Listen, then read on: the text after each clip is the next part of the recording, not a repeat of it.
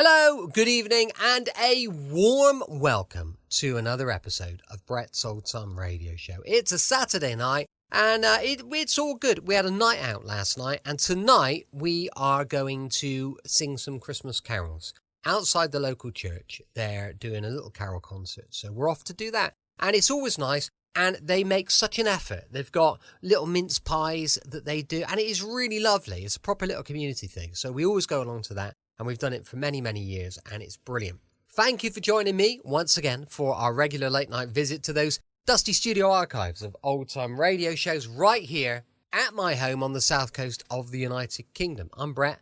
I'm your host for our Nighttime podcast. Welcome to another episode. You need to check out my social media, Facebook, Instagram, and YouTube. They're all called Brett's Old Time Radio Show, so they're easy to find. Time now for our latest adventure with insurance investigator Johnny Dollar. This is an episode first broadcast on the 10th of August 1950. It's called The Hartford Alliance Matter. Now from Hollywood, it's time for Edmund O'Brien as Johnny Dollar. I'm glad you're in, Dollar. This is Barton, Chief Adjuster at Cosmopolitan All Risk. When can I see you? I hope it doesn't have to be tonight. I'm ready for bed. I'm afraid it does have to be tonight. I just got a call from a city fire inspector. There's a 4-alarm blaze in the Hartford Alliance building. We carry the fire policy. Does Inspector phone you? Does he suspect arson? More than that, they picked up the man who said it. That policy is for over $300,000. I'd like you to sit in while this guy makes a statement. Okay, Barton, I'll meet you there.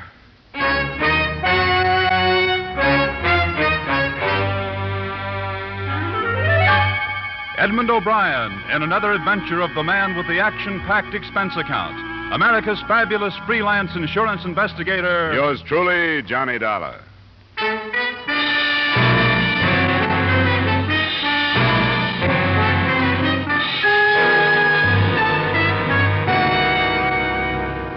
Expense account submitted by Special Investigator Johnny Dollar to Home Office, Cosmopolitan All Risk Insurance Company. The following is an accounting of my expenditures during investigation of the Hartford Alliance matter. Expense account item 1, $2.50 cab fare from my apartment to the scene of the fire. Hey, Mark, can't you give us any more pressure? I'm feeding coal mines now. Sorry.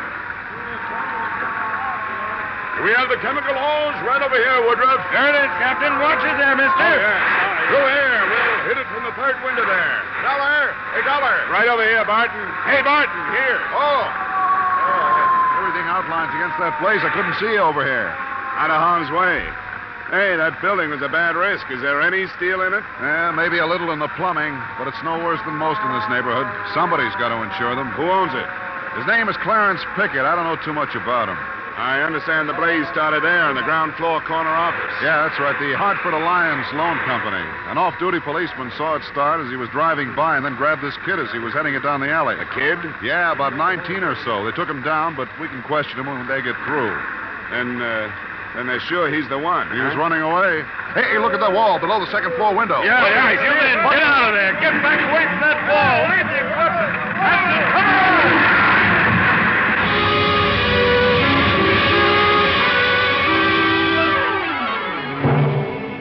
Expense account item 2, $1.75 cab fare to police headquarters where I met Sergeant Broderick, the officer in charge. This kid's a queer one. I don't know what you'll get out of him. He wouldn't even give us a name to book him under. Nothing on him that would identify him? Nothing. He must have stripped his pockets. Well, the fact that he darn near killed a bunch of men might help loosen him up, huh? I wish you luck. Yeah, this is it. You all ready, Martin?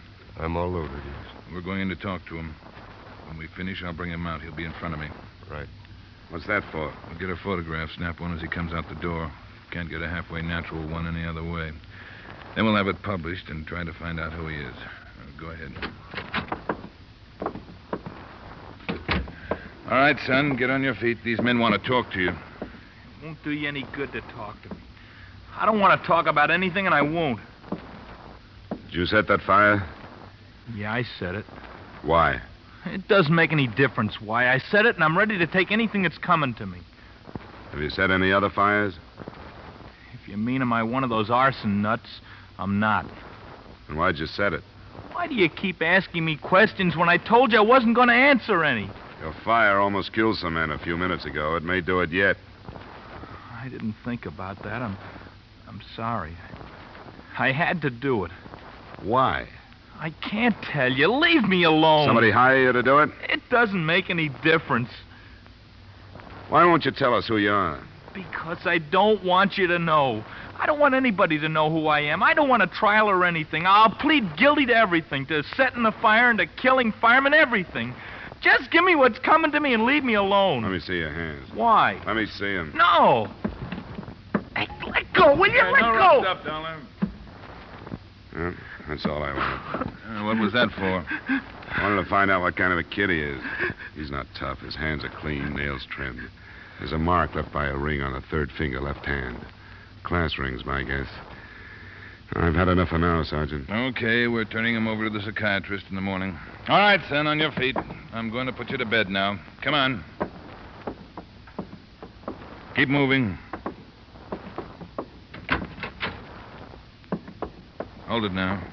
Hey, give me that camera. You can't take my picture. What are you trying to do? Calm down. Calm down.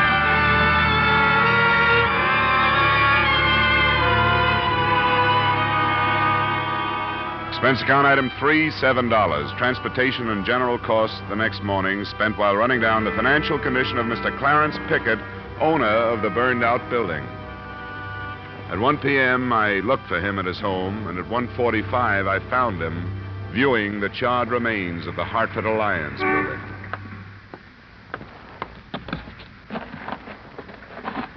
Mr. Pickett? Yeah. Yes? You were pointed out to me by one of the workmen. My name is Dollar. I'm working for Cosmopolitan All Risk.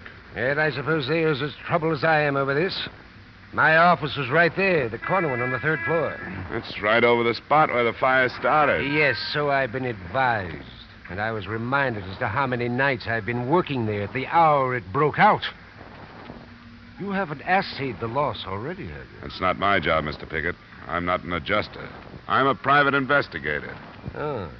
Well, I suppose under conditions such as we find ourselves, it'd be reasonable to expect investigation. Who is that strange boy? And why did he do this thing? You've seen his picture in the paper there. I was going to ask you if you knew him. I? Well, of course I'd. What are your insinuations, young man? Look, Mr. Pickett, the conditions, as you call them, are not at all clear. An insurance company feels it has a right to make plenty of insinuations when it's up against a fire of incendiary origin. Go on. I was able to learn this morning that financially, you are not a healthy man. You rotten snoop. You've taken some pretty heavy losses on the exchange in the past few months. I've dealt in stocks, bonds, and property for a long time. When the day comes that I have to burn myself out to recoup my losses... Oh, go away. I don't want to talk with you any further. I'm afraid it can't stop here. Will you come down to police headquarters and face that boy they picked up? I will not. Why won't you? Because I have no reason to. I've never seen him, and I don't care to. On the strength of your refusal, I think a court order could force you to. You do that? I certainly would. So you have nothing to lose by coming without one. Very well, Mr. Dollar. And I'll see you choke on your own insults.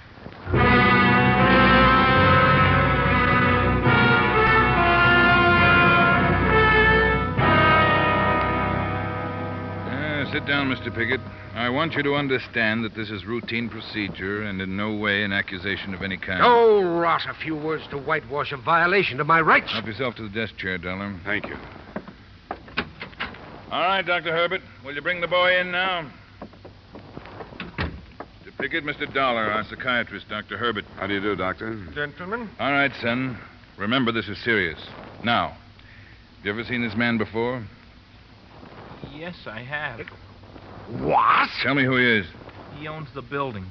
He hired me to set the fire. Well, that's not true. He gave me $50 and promised me 50 more. Why, he's lying. I've never seen him before in my life. Why would he lie? How should I know? Because he's insane. He's trying to use me to hide something else. Son, where's the money? I spent it. I didn't get the other 50. Why, these are bald-faced lies. It sounds like a scheme of the police. Well, it'll not be as easy as that. I'll not put up with it another moment. I'll seek counsel before I speak with you again. I couldn't hold him. We can pick him up later. Either of you want any more with this one? I'll see him later this afternoon. Nothing for me right now. All right, son, come on. We'll go back to that room and talk some more. What do you think, Doctor? There is a greatly troubled and very confused young man. I could do very little to help him. A psychiatrist needs cooperation. He fought me every moment of the consultation. Think he was telling the truth about Pickett? It's hard to say. It could be true. On the other hand, as a falsehood, it could be classed as one aspect of this tremendously strong desire to keep some secret hidden. How would he know that Pickett was the owner of the building? That would be quite simple. Newspaper was shown to him this morning in an effort to force him to reveal his identity. That's right. There's still no key to who he is, huh? None. I've learned only that he seems to be, well, should we say, a well-bred boy, fairly well-educated, who was tortured by something in the building that he feared and hated. The fire started in the offices of the Hartford Alliance Loan Company. Do you think a debt that the boy couldn't pay off would be a strong enough motive to drive him to arson? Unless it were a debt of shame. No. Well, we have to start someplace. Loan company is a better lead than what we've had so far. Say, you sure the kid isn't making this up, that he's not a psychopathic? The psychopath is only an emotionally immature individual. And two of us can say that we have reached emotional maturity, or what it is.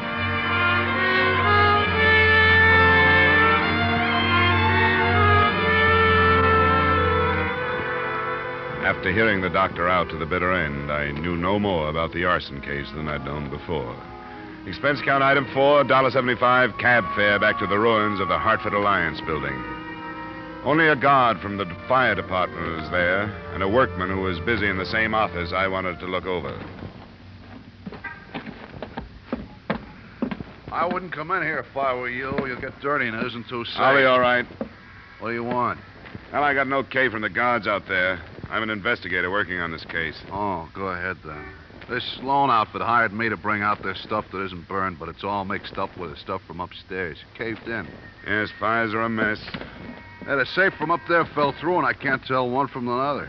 I wouldn't be surprised if the whole floor came next, what's left of it. What are you looking for? I don't know. What was upstairs? An employment agency, from what I picked up. Maids and butlers and that kind of thing. There's the one safe, and that's the other. Can you tell them apart? Why don't you take both of them out and open them? Yeah, well, all right. Give me a hand then, will you? Sure. This one's almost covered up. Hey, what's that? Sounds like a timber. Let's move. Hey, there's stuff above. Yeah, there's someone up there. Come on, this way. Come on. Hey! Hey, you up there! Hey! Hey!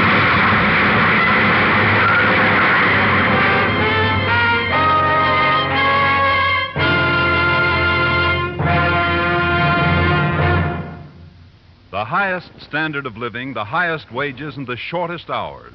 All this plus the time-honored guarantee of individual freedom. Where else will you find all these advantages but under our American economic system? Help to preserve that system. It has brought more benefits to more people than any other system ever devised. Now, with our star Edmund O'Brien, we return to the second act of Yours Truly, Johnny Dollar.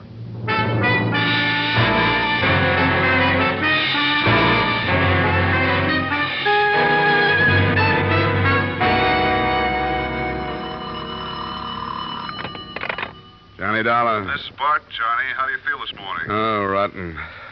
How about the workman? Bad. Still unconscious. Fractured skull and something about his back. Well, I guess I feel better than he does. Hey, Barton. Yeah? That cave-in was no accident. What's that? There was a man on the floor above us. It's one of the last things I remember.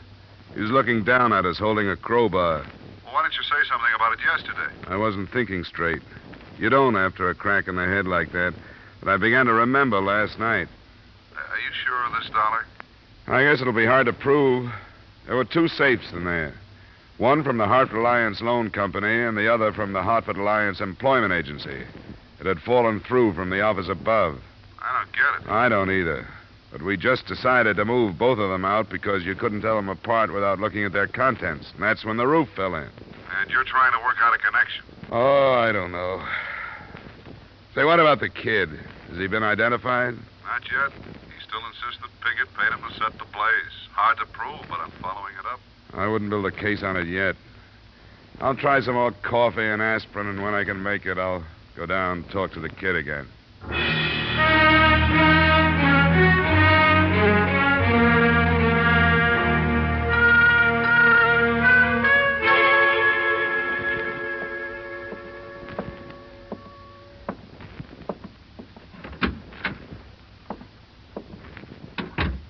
What's the matter with you?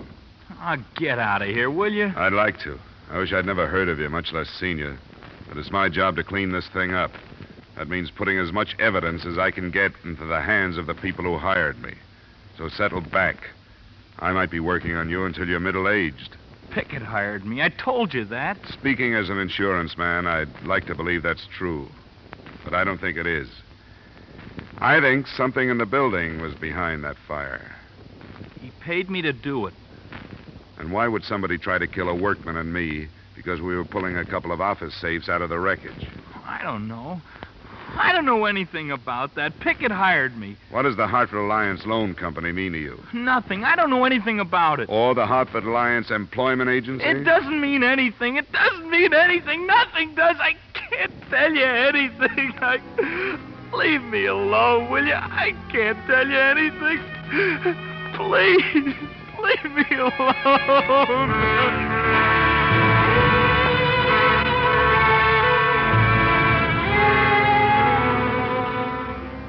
That afternoon, his silence stopped paying off, and his picture in the paper started to. A woman phoned in to say that she thought she recognized him. And at 6 that evening, I was standing on her doorstep in the little resort village of Pine Orchard. Mrs. Landry? Yes? My name is Dollar. I talked to you after you phoned the police in Hartford. Oh, yes, Mr. Dollar. Won't you come in? Thank you. It was just the strangest thing about the way I happened to see that Hartford paper. Nobody out here takes it, you know. But I went down to the drugstore to buy a movie magazine, and something just pulled my eyes to this paper, and there was Billy Brandon. You're sure of it? I've known him since he was a tyke. I worked for his people, you know. That was before Mrs. Brandon passed on 3 years ago. I can't imagine what could have got into Billy to be in such awful trouble. Is his father still alive? Oh, my, yes, a splendid man. And they live here in Pine Orchard? Only in the summer. They're from Chicago, but they have a huge estate here, loads of money. Mr. Brandon is in Florida fishing. Poor man, I don't suppose he even knows. The police are trying to locate him. Yes, I just don't know what to think of it. How could Billy cause his poor father such shame? Mrs. Landry, do you know if there's anyone on the estate now that I could talk to? Nobody that lives in. Mr. Meek, the gardener, lives just down the street. He told me just yesterday that woman they kept out there left her job without so much as locking up the house. Who is she? Their maid. An out-of-town girl. From your home, Hartford. Some employment agency sent her. Employment agency? That's what Mr. Meek told me. Mrs. Landry, do you know if it was the Hartford Alliance Employment Agency? Yes, that was it. It's their business, I suppose, but there are plenty of good girls right here in town. Mrs. Landry, what was her name? Do you know? No, I don't, but Mr. Meek lives just down the street. He'd know.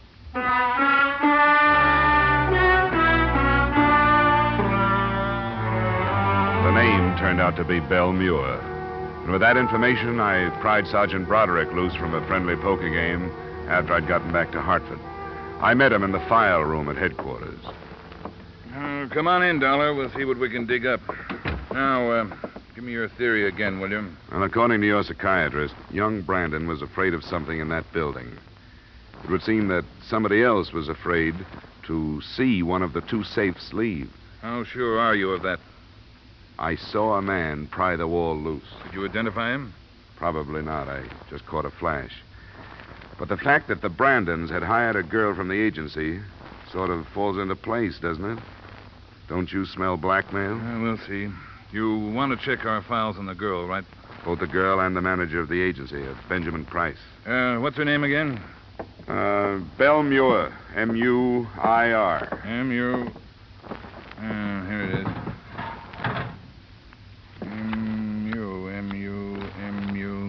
Yeah, here's a muir. Adelaide. How's that for a record? Look at that. They never learn.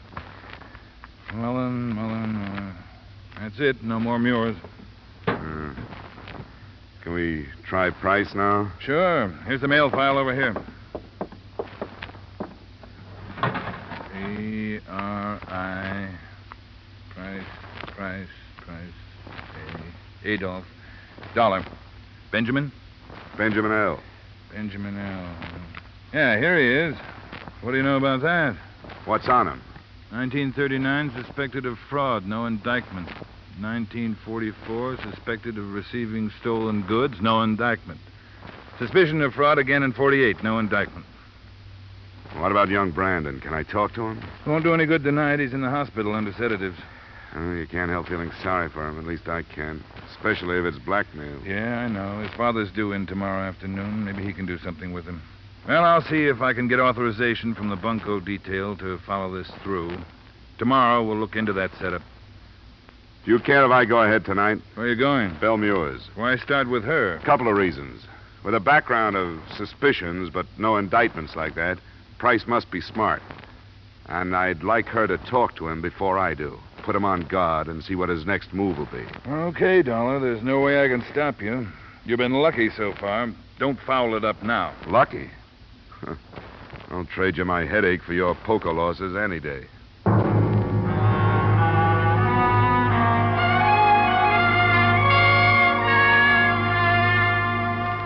The discovery of Benjamin Price's name in the police file wasn't the only development to take place at headquarters. The desk sergeant had a message which he passed along just before I left. The workman who had been with me in the office when the wall had come down on us had died of his injuries. It wasn't just an arson case any longer.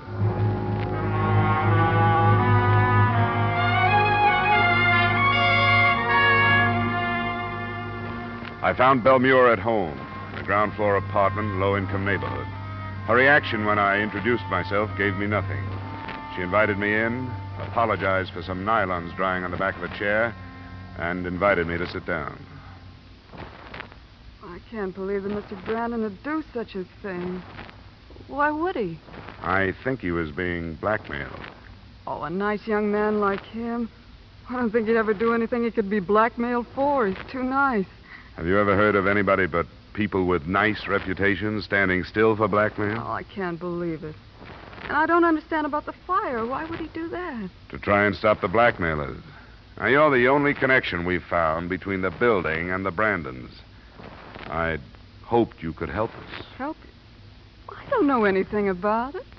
You got your job with the Brandons through the Hartford Alliance Employment Agency? Yeah, I've been signed with them for over a year. Is there any way they could have gotten a hold of any information they could use against the boy? I don't see how. And I swear I don't know what it could be. Young Mr. Brandon was almost too nice, if you know what I mean. No, just what do you mean? Well, I've had trouble with some of these spoiled rich men's sons, but Mr. Brandon never looked twice at me. Listen, you don't think that I... Why'd you leave your job so suddenly, Miss Muir? I didn't.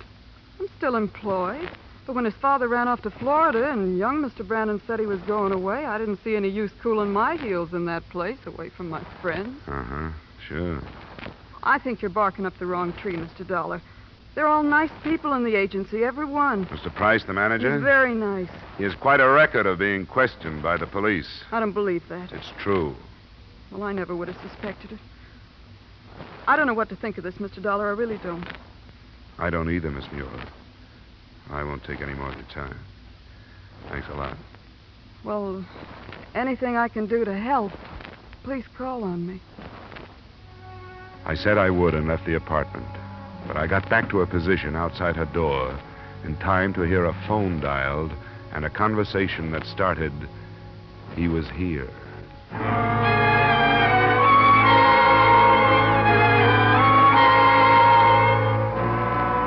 Proof of blackmail is hard to get without the cooperation of the victim, which is also hard to get. But it looked more and more like that lay behind the trouble. The next morning, I decided to try my luck with Benjamin Price.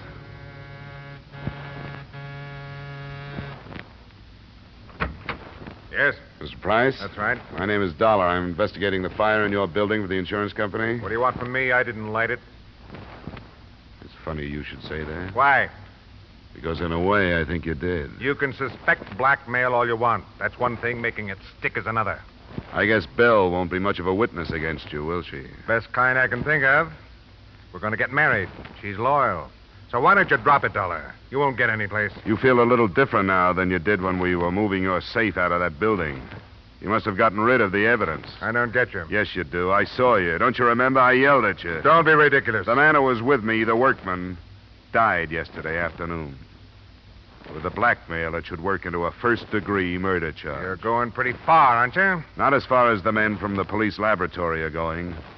They're looking for marks from a crowbar in that rubble that came down on us. And they're pretty good. Watch where you talk this stuff up, Dollar. I'm warning you, I don't scare easy and I don't railroad easy. And what are you worried about? Watch where you shoot off your mouth. Now beat it. Go on!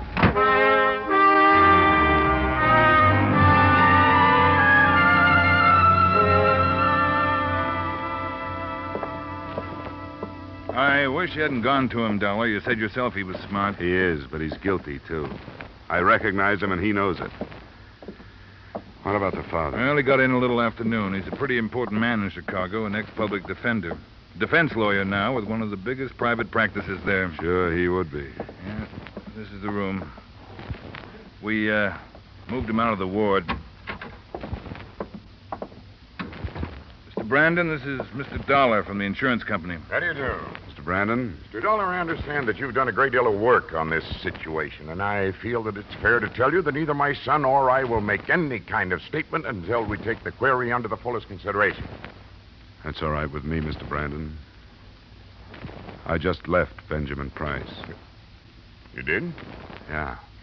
From his attitude, I take it that the basis of his blackmail is pretty strong. Blackmail? I see no reason for that word to enter the conversation. You're not in a courtroom now, Mr. Brandon. You're in a hospital room where your son has been kept under sedatives because of an almost complete nervous breakdown. Price is convinced that you'll sacrifice your son rather than give us proof that will clean this up. He threw that in my face. Mr. Dollar, as an insurance investigator, what is your interest in this case at the moment? Your son has tried to involve an innocent man. The company that hired me would be liable to slander if they try to build a case on his accusations. And you know the insurance companies. I do, indeed. I can promise you that we'll dig into your son's background and your background until we get the answers we want. Dad. Just a moment, Bill. If you let Price get through this one untouched, where do you think he'll stop, Mr. Brandon? Dad, make him go. I can't stand anymore. I don't care about myself, but I don't Bill, let me handle this.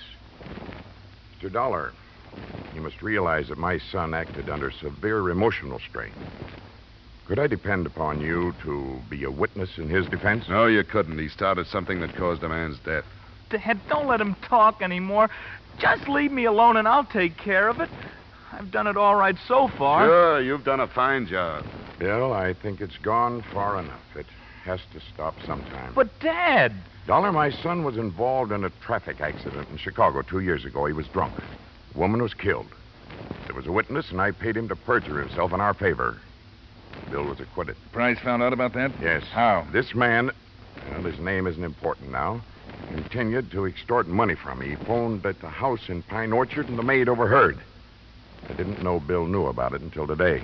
She didn't know I was there, and I listened to her talk about it. The first one was bad enough, but then with another one, I had to do something. Did you make a payment to the maid? No, somebody else. A man. Did you recognize him? Yes. Would you identify him if we took you to him? Yes.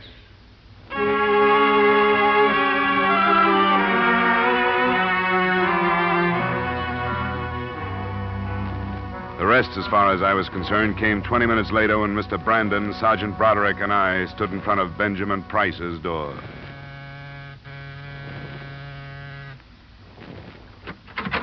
Well, Dollar, haven't you caused... That's the man. Who is this guy? What is this? Get out of here. I think we better come in, Price. No, you don't. I know my rights. You don't come in without a warrant. We got a warrant. What do you want in here? All we want is you, Price. There's a men waiting outside who want to place you at the scene of the murder. They can't do it. I wasn't there. You'll have your chance to prove that if you can. The men want to go through your apartment. Why? They look for traces of soot from the building. All they need is a speck or two. Come on, Price. Let's talk it over. Not me. Oh, you know you don't, Price. That does it. Okay, pick him up, Dollar. Don't bother to be gentle. He won't care.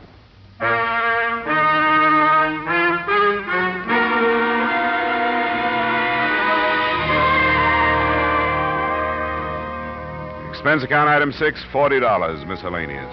Item 7, $2.50 cab fare back to my apartment.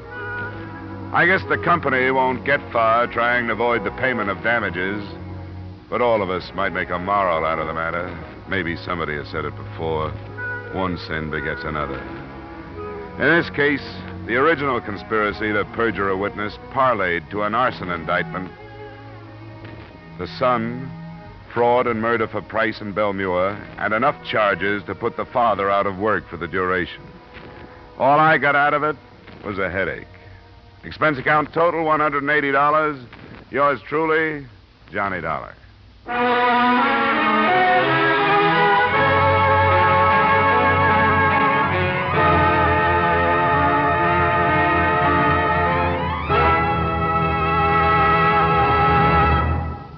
Yours truly, Johnny Dollar, stars Edmund O'Brien in the title role and is written by Gil Dowd with music composed and conducted by Leith Stevens.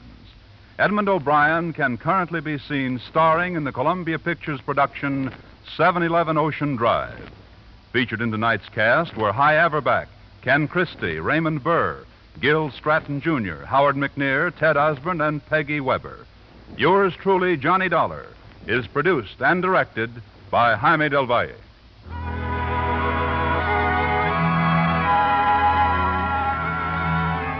There'll be a new adventure with Philip Marlowe, Raymond Chandler's famous private eye, on most of these same CBS stations this Friday night.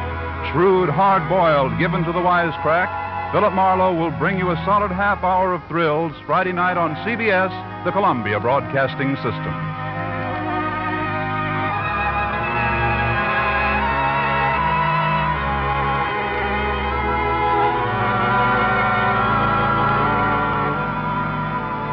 Welcome back. Hope you enjoyed our latest adventure with insurance investigator Johnny Dollar. And don't forget, we'll be back for more adventure tomorrow night with The Saint, going live from 5 p.m. GMT. Don't forget, we've got a supporter page at patreon.com/Brett's Old Time Radio Show. And I just want to say, I really appreciate you listening to The Big Show. Thanks for listening. I'll be with you 7 days a week, each and every week, and I'll see you tomorrow on Brett's Old Time Radio Show. Love you. Bye.